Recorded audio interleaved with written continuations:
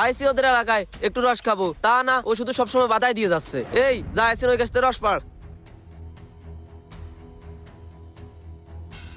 এই আমিন নে হাঁড়িটা ধর।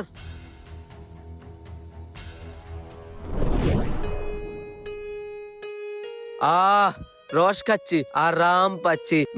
ম্যাও। আরে এইদিকে দে, এইদিকে দে। এই আমারে দে। আরে তোরা আর খাইস না রে, এদিকে দে। কিরে হাঁড়ি তো একদম খালি হয়ে গেল, চল ওই দিকের হাঁড়িগুলো থেকে খাই। কিরে বন্ধু, রস তো অনেক খাইলাম, অবস্থা তো খারাপ, এরকম লাগতেছে কারে? বন্ধু এমন লাগতেছে কেন? আমারও হালুয়া টাইট। না রে, আমার ভালো লাগতেছে না রে।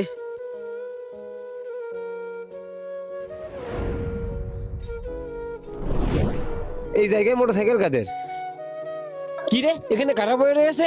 ও, এরা তো অব্র ভাইয়ের বন্ধু, শহর থেকে এসেছে। ও, ব্যাপারটা অব্র ভাইরে জানাইতে হবে, দাঁড়াও। অব্র ভাই, ও অব্র ভাই, বাড়িতে আছেন নাই?